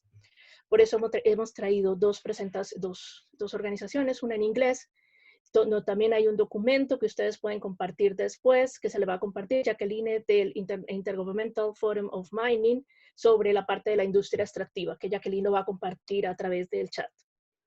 Bueno, entonces, nosotros lo que tenemos es mirar hacia el futuro. Tenemos que mirar el pasado, tenemos que mirar el presente y tenemos que mirar el futuro. Y el problema es que en el pasado también ha habido mucha discusión sobre qué tipo de incentivos se pueden existir y también no hay una claridad en la literatura sobre si los incentivos fiscales son buenos, sí o no. Mi opinión, no es posible y muchas veces en ciertos sectores de la economía o en ciertas regiones es muy difícil llegar a atraer al inversor a no ser que haya un incentivo fiscal. Entonces, desafortunadamente, aunque la literatura pueda decir no está claro, no se sabe si es el incentivo fiscal es funcional o no, sí se tiene que tener en cuenta la perspectiva de cada país. Y hay muchos países en Latinoamérica y en Centroamérica que en este momento están buscando establecer o atraer inversión y a la vez están también rediseñando los incentivos. ¿Qué pasa? Que muchas veces también es importante tener en claro para qué se quiere el incentivo. Si es un incentivo que se quiere para poder un sector de la economía, como por ejemplo lo que es la economía naranja, el transporte fluvial, que normalmente no se va a desarrollar mucho, o energía eléctrica renovable, por ejemplo, o si es simplemente porque hay una zona geográfica. Y en ese tipo de zona geográfica se puede mirar si es una zona que está bajo de desarrollo, que necesita parte económica o geográficamente está obstaculizada. Sin embargo, la experiencia que nosotros tenemos y como hemos trabajado un año en el tema de incentivos, hemos mirado la acción de BEPS, acción 5, también hemos mirado casos en Asia, en Singapur y en Filipinas, y también mirar en general cómo estos incentivos contribuyen al desarrollo sostenible. Lo que es claro es que no solamente puede existir el incentivo, necesita una infraestructura y también necesita una estabilidad económica, social y política. Entonces, en ese sentido, es importante necesitamos el incentivo, ¿cómo lo vamos a hacer? Han existido varios reportes sobre los incentivos tributarios. El primero que ya lo mencionó Santiago, sobre las Naciones Unidas y el SEAD. Hay otro que es el 2015, que fue la plataforma de colaboración en materia tributaria, que está el link al documento en español. Y el último, más reciente, que es el reporte del Banco Mundial, con quien también hemos discutido la parte de los incentivos fiscales. Sin embargo, los reportes y el trabajo que se hace es muy diferente, porque muchas veces o se hace un análisis económico, donde se mira solamente los costos y los beneficios, o se hace un análisis administrativo, mirando la parte de transparencia, mirando qué tipo de incentivo, quién da el incentivo, etc.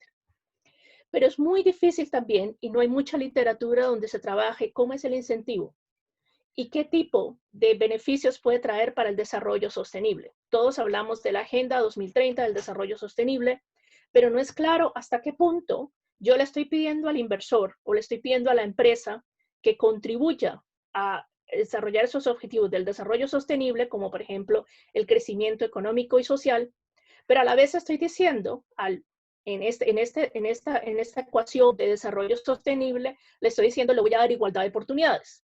Entonces, ¿qué pasa? Muchos países llegan a decir, pues es que solamente los que van a dar incentivos son las multinacionales. O solamente las empresas, por ejemplo, si hay energía eléctrica, entonces van a venir todos los expertos de otros países a desarrollar la energía eléctrica, por ejemplo, renovable, y entonces a eso se les van a dar incentivos. Entonces, importante tener en cuenta qué tipo de objetivos se quieren, crecimiento económico y social, y eso se tiene que también tener en cuenta en la evaluación del incentivo, pero también mirar que se genere igualdad de oportunidades para todos los ciudadanos. Cuando llega la crisis del COVID-19 o del COVID-19, uno de los problemas que se presentó es que normalmente porque se necesita recuperar la economía y porque también se necesita tomar medidas urgentes, se han empezado a mirar qué tipo de incentivos. Casualmente me pareció muy interesante la presentación de Leonora, donde la OECD presenta un poco más detallado qué tipo de incentivos, pero la OECD casualmente también hace 2 meses en una discusión vía internet no se comprometía a presentar ningún incentivo como el incentivo que se debería obtener. No era una recomendación, no se decía, ustedes tienen que escoger ese incentivo o tienen que escoger el otro. Y la mayoría de la literatura del Fondo Monetario o por ejemplo, también de la OECD, de la OCDE, se presentaba más a hacer un sumario de qué tipo de medidas fiscales estaban teniendo incentivos fiscales en los países. Sin embargo, hay un nuevo estudio del Fondo Monetario Internacional que habla sobre los incentivos temporales a la inversión en tiempos de COVID-19, que es del 11 de mayo. Lo que es importante ver ahí es que en lugar de dar una amalgama de incentivos y decir vamos a hacer de todo un poco, está diciendo tiene que tener una duración limitada. No pueden ser incentivos que se extiendan a futuro. Pero lo más importante y lo que nosotros en Latinoamérica tenemos que tener en cuenta es que no tiene que renovarse cada 3 años o cada 4 años. Si hay un incentivo y se establece ese incentivo por 4 años, tiene que ser 4 años. No es que se vaya a decir, pero es que resulta que ahora necesito otros 4 años. Entonces, esa duración limitada permite dar una seguridad a la persona que está con el incentivo, a la persona que se está beneficiando, pero también al sistema a la administración tributaria. Tiene que ser igual para todos los contribuyentes. Entonces, ¿qué pasa? Que esto no es que vamos a hacer una exoneración de impuestos o que vamos a hacer una exención, sino simplemente tiene que ser igual para todos. Y si nosotros vamos a establecer unos contribuyentes y vamos a decir, estos son los contribuyentes, no es que simplemente le vamos a decir, bueno, entonces ahora la energía, por ejemplo, las empresas de videoteca, de filmoteca, porque como no hay posibilidad de ir a los cines, ellos van a tener entonces toda una exención, pero si usted tiene otra actividad, usted no la va a tener. Es muy difícil, y yo entiendo que en la economía, y sobre todo las medidas que los países han tomado, pero también los sectores de la economía que se han visto más afectados en tiempos de COVID-19 son diferentes. Pero dentro del país tiene que ser igual para todos los contribuyentes. Y una cosa que me parece muy interesante de este estudio es que habla de una coordinación transfronteriza. Y eso significa que este tipo de eventos que nosotros estamos organizando, donde se comparte cómo están en la región, cómo es la Alianza del Pacífico, esto es clave para poder entender si Uruguay está desarrollando, como Andrea lo mencionaba, este impuesto de la solidaridad, qué cosas puede aprender de Colombia, porque muchas veces nos enfocamos solamente en nuestro país y miramos de pronto uno o dos, bueno, la mayoría si estamos haciendo presentaciones tratamos de hablar más de un país, pero realmente la administración tributaria muchas veces no tiene la capacidad para empezar a hacer un estudio concreto. Entonces, en ese sentido, el trabajo del CIAT es muy válido y muy valioso para poder establecer ese criterio o compartir las experiencias.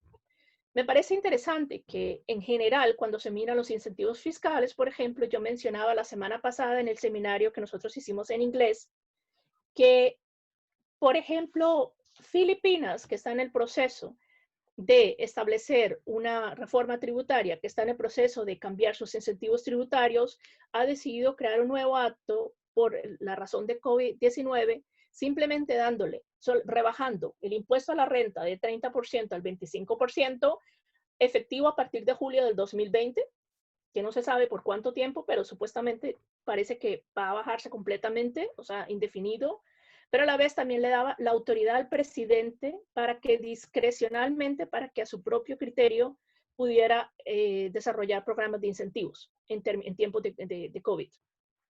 Y esa discrecionalidad me pareció exagerada, pero absoluta.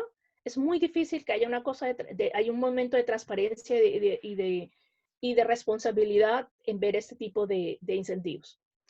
¿Qué pasa? Que este estudio del Fondo Monetario Internacional, que no es tampoco ni la OSD ni los estudios del Banco Mundial y todo, cada país tiene que estudiar lo que necesita. O sea, no estoy diciendo que el Fondo Monetario Internacional tiene todas las ideas, pero se ha atrevido un poquito más a decir, queremos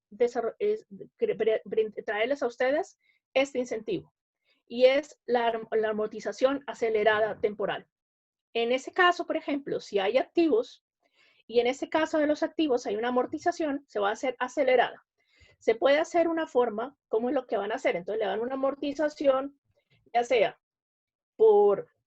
en el tipo del activo, donde al hacer la amortización se crea una pérdida y al hacer la pérdida y poder compensar la pérdida, se puede entonces llegar a decir, con esa pérdida, como ustedes tienen una pérdida y fue tipo retroactivo, o sea, con los ingresos del año pasado, o de hace 2 años, o de hace 3 años, y por razón se le va a dar una devolución de impuestos.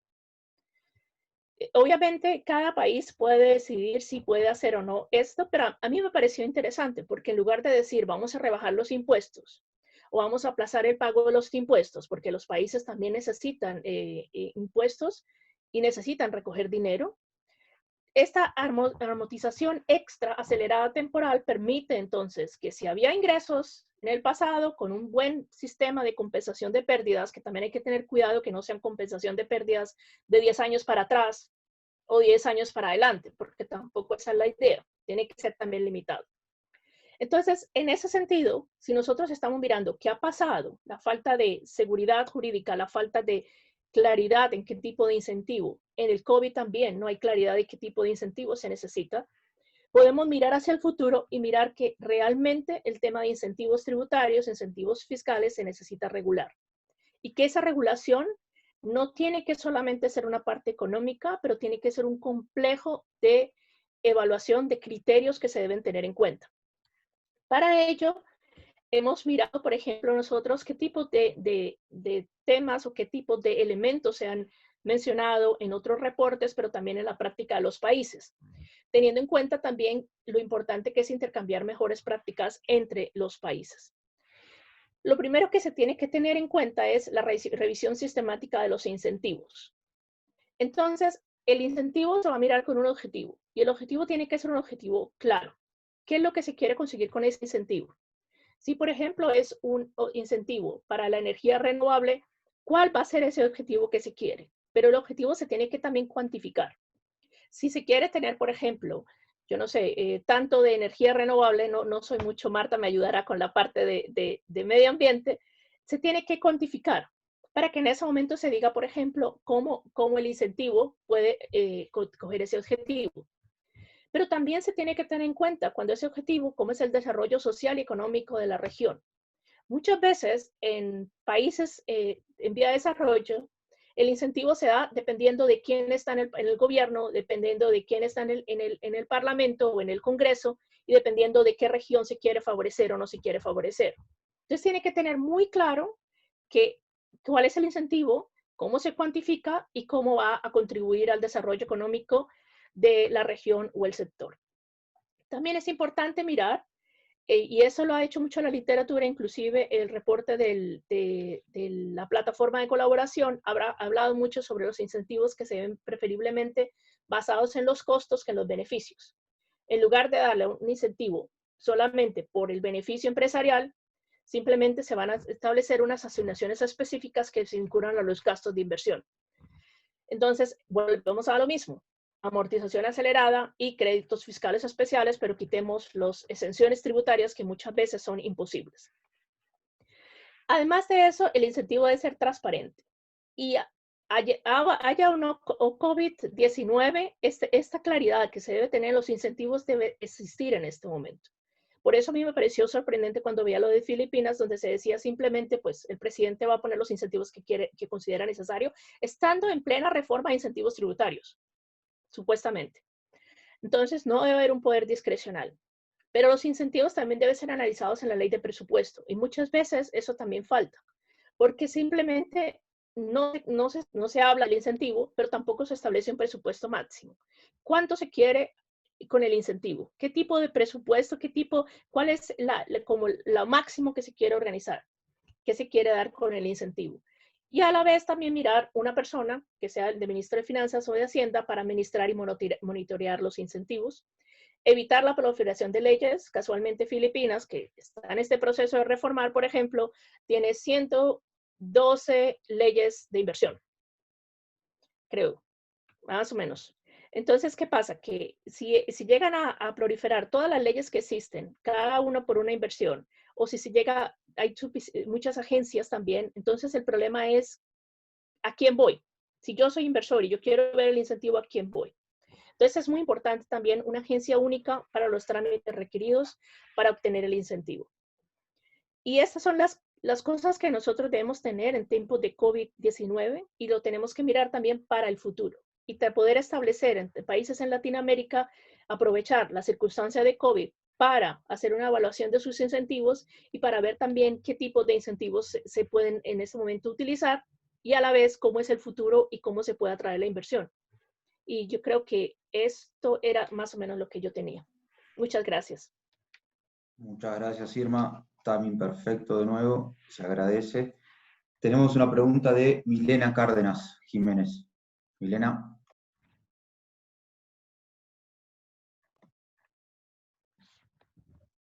Hola Irma, ¿cómo estás? ¿Cómo estás? Gracias por tu presentación. Mira, tengo una duda. Tú, digamos que dentro de lo que expones mencionas que puede existir una amortización acelerada para los activos. Sí. Y digamos que también mencionabas que obviamente esto podría generar una devolución de impuesto a las empresas. Sí. Sin embargo, digamos que con esto estaba pensando, hay empresas en el sector, por ejemplo, petrolero, que tienen hoy en día muchas pérdidas acumuladas por las altibajas del sector. Entonces hay años donde ellos tienen muchas pérdidas acumuladas, pero no han podido, digamos que recuperarla porque no han tenido una utilidad suficiente. Nosotros acá tenemos una limitación para poder aplicar esas pérdidas. No sé si sería bueno en este momento que ustedes llegaran a pensar también una alternativa de devolución de impuestos para estas empresas que traen esas pérdidas y que muy probablemente en los próximos, no sé, 3 años no las puedan recuperar. No sé si ustedes han podido revisar esa parte o si de pronto sería una buena idea para revisar a futuro. Yo creo que es muy importante, Milena, y yo creo que el problema de la industria extractiva es algo que, y sobre todo en el sector petrolero, por ejemplo, en Colombia, con todas las pérdidas, es importante de mirar. Pero eso se tiene que apartar un poco de lo que los incentivos como tal en la parte de COVID-19, porque también se tiene que mirar si esas empresas petroleras, y normalmente, en mi opinión, muchas veces estas empresas petroleras se iban a beneficiar de bastantes beneficios tributarios, digamos, y a través de esos beneficios tributarios podían existir entonces que obviamente tenían más deducciones, etcétera, etcétera. Y la cuestión es, volvemos a lo mismo, hay igualdad para todos los contribuyentes. ¿Será que en Colombia estaría bien, y ahí miro a Eleonora, estaría bien si llega en términos de justicia tributaria a permitir esas empresas, porque yo entiendo la situación petrolera, pero también entiendo que, como decir, por ejemplo, vamos a darle exención o vamos a favorecer también al sector hotelero? Cuando el sector hotelero, por ejemplo, ha tenido, yo creo que una exención tributaria por 20 o 30 años que trataron de tumbarla en la Corte Constitucional y no fue posible, porque dijeron que solamente a partir de cierto momento. El sector hotelero también podría ser un ejemplo de eso. Pero sí es interesante ver, por ejemplo, Jacqueline, que está acá, que es el fondo del Intergovernmental Forum of Mining, que trabaja con toda la industria extractiva. De pronto puede, en el chat, de pronto contribuir a tu pregunta. Vale, y ya para terminar, ya te dejo. Sí me gustaría conocer, cuando tú dices se está evaluando, digamos, lo pensé en el sector petrolero, porque es en el que trabajo también, pero sí me gustaría saber cómo sería el tema de una posible devolución cuando digamos, se apruebe esa amortización acelerada en los activos. Sería interesante saber, porque pues obviamente al tener eso las empresas, muchas puede que lleguen a dar pérdida o muchas obviamente van a tener una mayor deducción en el año, ¿sí? Sería muy bueno, muy interesante saber qué es lo que ustedes proponen en ese tema de poder devolver ese impuesto para las empresas para que tengan ese dinero y poder seguir trabajando. Pues me parece muy interesante la pregunta, pero una cosa que quiero aclarar, yo no lo propongo. Lo propone el Fondo Monetario Internacional. En el estudio. Ok. Sí, entonces ellos también, por ejemplo, en ese tipo de devoluciones de impuestos van a mirar, y obviamente uno de los problemas que van a tener son los flujos de caja, por ejemplo. Porque si la empresa puede llegar a recibir efectivo y puede tenerlo, pero va a ser muy difícil que se le vaya a pedir que todas las empresas cuánto de impuestos y cómo se va a hacer con el flujo de caja. Entonces yo no sabría cómo se manejaría en Colombia, pero sí es claro que en el estudio y también está en la presentación podemos mirar cómo se puede manejar lo de la devolución de impuestos. Pero no sé, Eleonora, ¿tú tienes algún comentario como Colombia? No te escucho. Un poco en la línea de lo que tú planteas, yo creo que ya hay sectores que tienen demasiados incentivos. Uno es el sector extractivo y pues siempre, digamos, hay como otro tipo de argumentos económicos, que la caída de los precios, que no, yo creo que se empiezan a mezclar cosas que no corresponden. Primero deberíamos evaluar qué tan buenos han sido los otros incentivos para pensar en unos nuevos, pensaría yo, para un buen diseño en el sector extractivo. Muchas gracias. Gracias Milena por las preguntas. Y con respecto a lo que comenta Leonora, es interesante el trabajo de nuevo de IGF. Lo recomiendo ahí en el chat, lo acaban de publicar, lo recomiendo que lo miren. Y una de las conclusiones del policy brief que ellos escribieron es justamente esa, que en muchos casos el sector extractivo ya tiene recursos que no son móviles, por definición. Entonces, la lógica, el racional económico para otorgar los incentivos fiscales se reduce con respecto a otros sectores. No quiere decir que no sean necesarios en ningún caso, pero sí es un factor que de alguna manera reduce el racional. Tenemos otra pregunta de Donald Mamani, que me pide que la lea yo para Irma. ¿Considera que los incentivos fiscales deberían establecerse de manera general por sectores económicos o para determinados proyectos específicos para ser más eficientes y efectivos? Irma. Yo creería, pero es mi opinión, obviamente, puede ser otras personas que también pueden tener otras opiniones, por ejemplo, pero yo sí creería que debería ser un sector económico. Claro, Porque si nosotros empezamos a mirarlos parte de proyectos específicos, vamos a decir, pero a ti sí, pero a mí no. ¿Y por qué entonces uno sí y por qué otro no? Si se quiere desarrollar, por ejemplo, los sectores y ese sector de la energía renovable, por ejemplo, que es un sector que se ha trabajado mucho, por ejemplo, sería interesante ver qué tipo de incentivos se pueden hacer para esa energía renovable, pero sería el sector como tal. Y lo que me parece muy importante que debe existir como un criterio de decir, bueno, si yo no, en términos de incentivos, ¿cuánto quiero alcanzar? ¿Qué es lo que yo quiero alcanzar y cuánto me va a costar?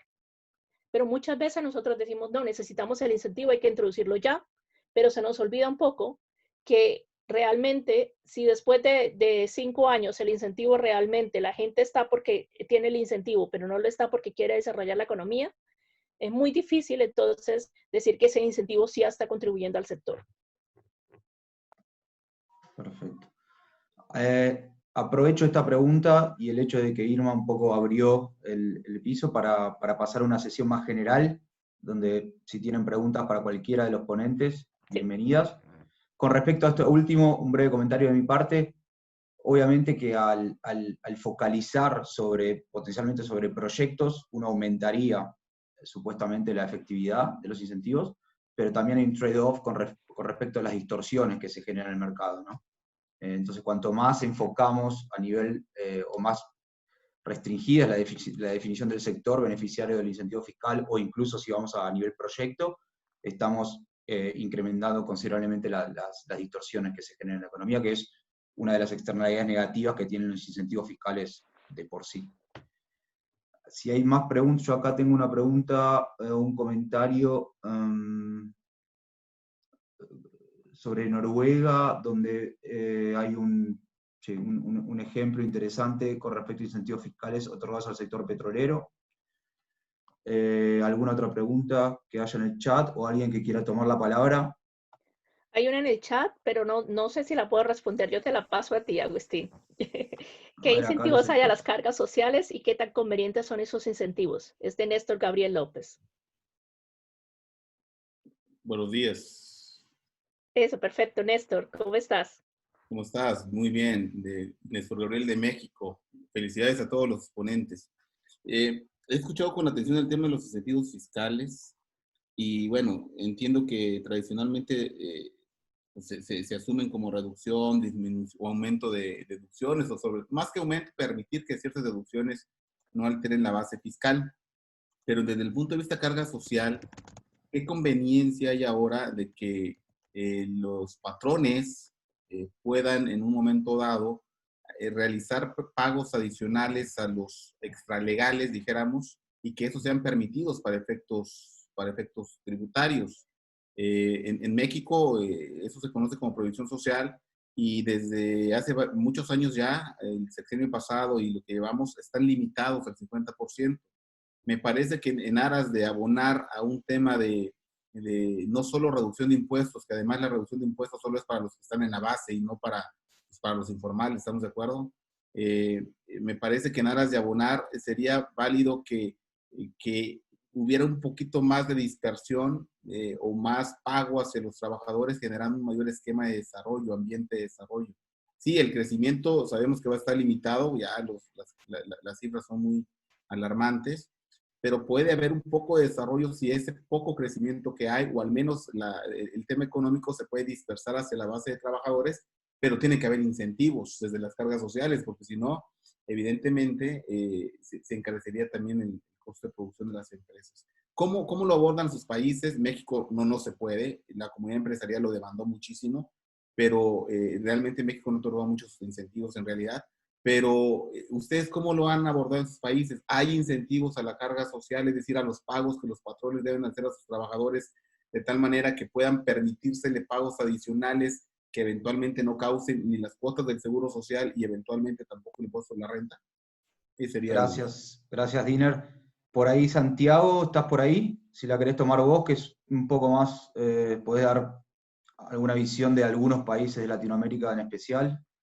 Sí, en ese tema te agradezco que me des la palabra, pero es que claro, en CIAT solamente contamos, creo que con una administración tributaria que esté llevando cargas sociales también. que es el caso argentino. Entonces, no he seguido este tema ni en general lo estamos analizando. Ok, punto bien tomado. ¿Algún otro de los ponentes, Eleonora Marta tiene, sí. o Leonora? Sí, en Colombia hay una reducción en lo que tú denominas la carga social de pensiones. Por unos meses los patronos pueden pagar un poco y los independientes pueden pagar unas tarifas inferiores de la contribución a pensiones. Y eso pues ha sido un beneficio y obviamente aligera la carga de los empleadores y de los independientes. Entonces, pues ese es el caso colombiano, no conozco otros en la región. Ok, gracias, Eleonora. Yo acá tengo una pregunta de Johnny Lee, no sé bien cómo se pronuncia el nombre. Dice, ¿cómo ve la liquidez como base de imposición atendiendo al principio de comodidad de Smith, ya que en el caso colombiano tenemos mecanismos de recaudo anticipado conjugados, retención más anticipo, más autocorrección, se me movió la pregunta, perdón, más autorretención en IVA indirecto se paga aún cuando no se ha recibido el pago por parte del consumidor. Entonces, ¿cómo acercar la imposición directa sobre bases de liquidez? Por ahí Irma o Eleonora, dado que menciona el caso colombiano, si la quieren tomar. Eleonora. Pues por temas de liquidez estatal, pues obviamente no se puede esperar, digamos, a que se hagan las declaraciones, sino que hay unos mecanismos de autorretención y de retención en la fuente e inclusive de anticipos de impuestos. Y eso se ha manejado, pues digamos, en situaciones de normalidad económica. Pero en estos momentos, pues lo que se requiere es flujo de caja para las empresas. Y John, tú sabes que en Colombia hay una medida excepcional para el tema de los anticipos para unos sectores de la economía, para eliminar los anticipos en unos sectores de la economía. Entonces yo creo que ese es un primer paso. Hay algunos políticos, entre comillas, que han recomendado quitar para todos los sectores el tema de los anticipos, pero en Colombia ha sido parcial esa eliminación. Pero si tú me preguntas a mí y yo pensara en hacer política pública, yo aliviaría el flujo de caja empresarial en estos momentos, porque pues la situación es evidentemente excepcional. Muchas gracias, Eleonora. Acá hay una para Santiago. ¿Qué recomendarían para identificar quién realmente se aprovecha o los beneficiarios de los incentivos y quiénes están realmente sosteniendo la carga tributaria en América Latina? Sí, en ese sentido, bueno, hay muchas aproximaciones. Desde luego, primero hay una aproximación meramente contable que utiliza las encuestas de presupuestos familiares, de condiciones de vida de los diferentes países, para analizar aquellos incentivos que recaen sobre personas físicas. Y ese puede servir para ver cuál es su distribución en función de la renta de una manera estática, pero por lo menos contiene bastante información. Es lo mismo que se utiliza para ver la distribución por niveles de renta de los impuestos. Después, en realidad, si queremos hacer un análisis más detallado de quién se beneficia en términos de incidencia impositiva de los impuestos, hay que utilizar las técnicas clásicas de incidencia impositiva y, por lo tanto, en cada una de las relaciones de mercado en las que se introduzcan incentivos, habría que conocer, sin entrar en muchos tecnicismos, la elasticidad de la oferta y la demanda. Eso quiere decir que generalmente siempre los más inelásticos soportan los impuestos y no se benefician de los incentivos, y los más elásticos son los que se quedan con los incentivos y no pagan los impuestos. Sí, bueno, esto es una jerga del economista, pero fundamentalmente es el que tiene opciones se salva de pagar y se queda con los incentivos. Y el que no tiene opciones paga los impuestos y no se beneficia de los incentivos. Es de una forma muy general, pero se puede aplicar casi a veces, sin hacer un cálculo económico, a casi todas las relaciones económicas en las que te encuentres. Después hay técnicas muy concretas de análisis coste-beneficio, de análisis de diferencias en diferencias para ver la eficiencia de los incentivos y si de verdad han cambiado la forma de actuar de un sector económico. En esto lo que se requiere es tener por lo menos un grupo de control que no reciba el incentivo, o que en términos de años anteriores pudieras compararlo con cómo ha cambiado su actividad en el presente. Bueno, muchos temas y muchos tecnicismos, lo siento, sí. Pero... Bueno. No, pero yo creo, Santiago, totalmente de acuerdo, y creo que justamente una de las dificultades principales cuando viene en cuanto a la evaluación de impacto de los incentivos fiscales y los gastos tributarios en general es justamente que no es fácil, y el tema de incidencia fiscal, sabemos que hacer un análisis empírico requiere de mucho acceso a datos, muchas técnicas de econometría que no siempre están disponibles en todos los contextos, así que totalmente de acuerdo. Tengo a Gemma Payton, que quiere hacer una reflexión porque se tiene que ir. Que sea breve, por favor, Gemma, que estamos cerrando. Ok, hola, buenos días, buenas tardes. Desde España, ¿si me escucha? Sí, perfecto, perfecto. Sí, muchísimas gracias, Agustín, por cederme el uso de la palabra, porque la verdad es que tengo que salir y tengo que abandonar el chat dentro de unos minutos. Enhorabuena, sobre todo a Irma Mosquera y a ti mismo por la iniciativa y por la organización de este seminario, que la verdad me ha resultado muy interesante.